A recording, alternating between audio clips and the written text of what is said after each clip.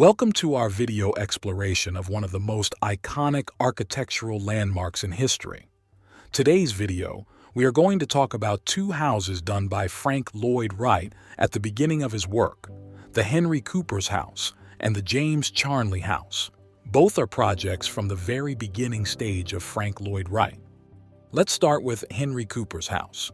This house was designed on 1890, was located at LaGrange, Illinois.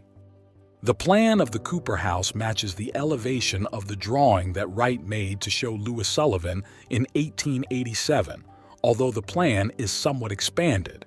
It is a delightful configuration of squares set at a 45-degree angle to the horizontal plan, along with circles and half-circles. The house is on one level, except for a circular bedroom above, reached by a spiral staircase.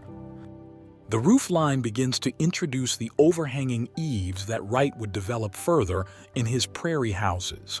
His drawings were always in close proximity, and he often wrote on them, many times applying dates previously unrecorded. In this endeavor, he was often quite cavalier.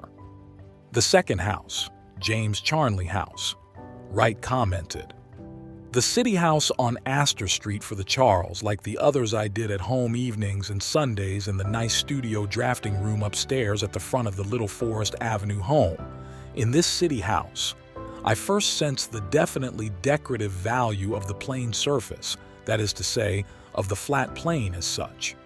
The drawings for the Charley house were all traced and printed in the Adler and Sullivan offices, but by preparing them for this purpose at home, I helped pay my pressing building debts with overtime." Adler and Sullivan did not, as a rule, accept residential commissions, yet occasionally a commercial client or friend would request a house design, and rather than decline, the project was turned over to Wright. The James Charley house is a fine example of Wright's early work. The general scale of the house is modest in comparison with its Victorian neighbors and portrays Wright as a master of proportion. The design elements are simple, unadorned except for a protruding balcony on the second floor. The treatment of the exterior, blending Roman brick and dressed limestone, demonstrates Wright's evolving interest in the nature of materials. Although the interior has much Sullivan-esque ornament, the main floor plan is relatively open through the living room, hall, and dining room. The oak grille of the staircase, unadorned vertical slats, is a feature that Wright would continue to use in his prairie houses. Its simplicity is in marked contrast to the other ornamental features throughout the house. The entry comes midway in the plan with steps up to a hall, alcoves on either side. The dining room and pantry are on the right. The kitchen is in the basement, while the living room is on the left.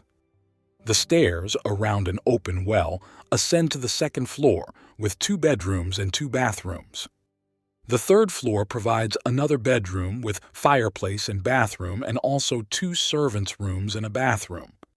This is our latest project described done in 1891 in Chicago, Illinois, when Wright were Adler and Sullivan worker. If you enjoyed this video, we invite you to leave your comments, and subscribe to our channel. Your support motivates us to keep creating content that interests you. Thank you for being part of our community.